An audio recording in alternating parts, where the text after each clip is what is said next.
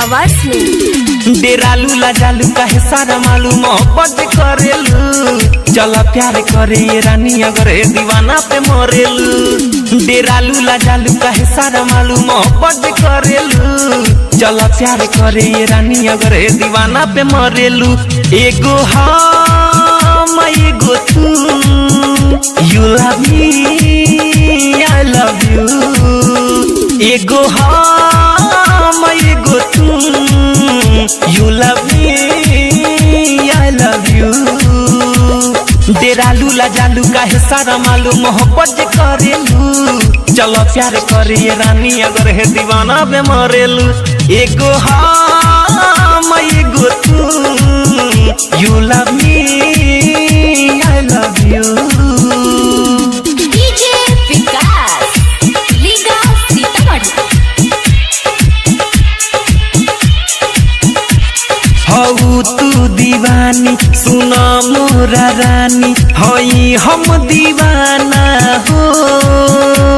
बानी हम राजी तुहू बाड़ू राजी, करी का जमाना हो।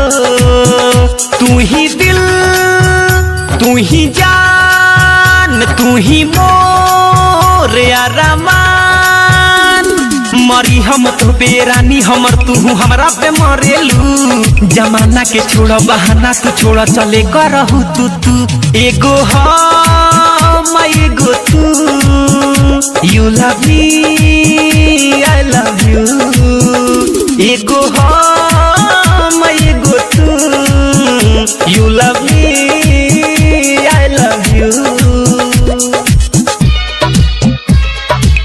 Presented by lovely films production. आप सुन रहे हैं अमित पटेल की आवाज में। ना छूटल बा कबो ना छूटी हो अब, सुनो साथ गोरी हो। ना टूटल बा कबो ना टूटी हो अब, इनेह के डोरी हो। ऐसा नम बाकसम छोड़ब ना मरते दम। डेरालू लाजालू काहे सारा मालूम मोहब्बत करेलू, चलो प्यार करे ये रानी अगर है दीवाना पे मरेलू।